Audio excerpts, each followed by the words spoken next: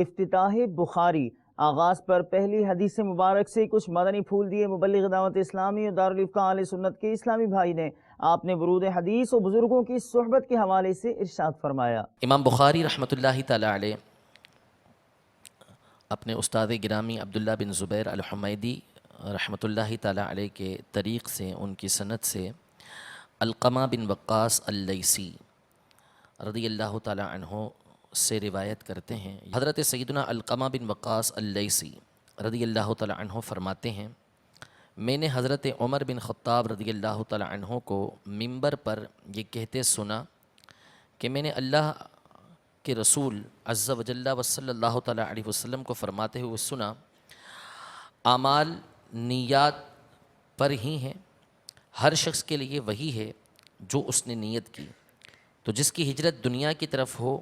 جسے وہ حاصل کرے، یا کسی عورت کی طرف ہو جس سے وہ نکاح کرے،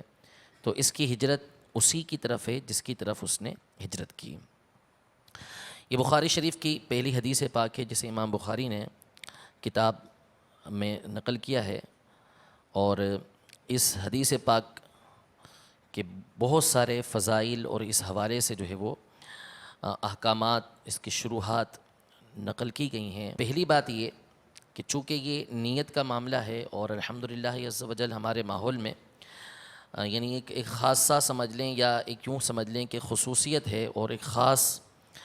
اس کی طرف رجحان ہے کہ نیت کا ایک اہتمام ہوتا ہے، اس کی طرف توجہ ہوتی ہے۔ بعض کے نزدیک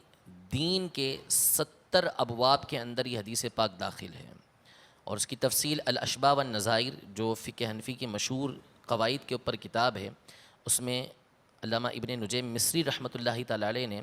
اس بات کو واضح بھی کیا ہے کہ ہر باب میں کہاں کہاں نیت کا دخل ہے۔ انہوں نے جب قاعدے بیان کیے تو سب سے پہلا قاعدہ یہی بیان کیا، اور پھر اس کے بعد وہ ابواب ذکر کیے کہ کہاں کہاں پر اس حدیث کا دخل موجود ہے، کہاں کہاں یہ حدیث پاک ضروری ہے۔ اور بعض علماء نے یہ ارشاد فرمایا کہ دین کے ہر باب کے اندر یہ حدیث پاک داخل ہے، کہ ہر باب کے اندر اس حدیث پاک کی اہمیت اور اس کی ضرورت واضح ہے۔ دوسری بات یہاں پر یہ عرض کرنی ہے کہ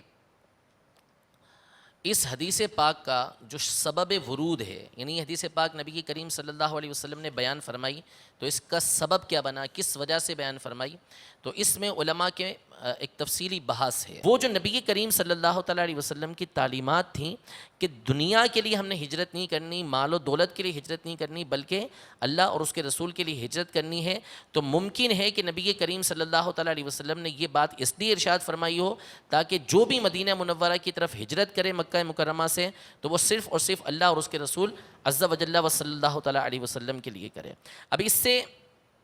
جو بات ہمارے سامنے ظاہر ہوتی ہے وہ یہ ظاہر ہوتی ہے کہ ہر بات کا علم کتابوں سے حاصل نہیں ہوتا،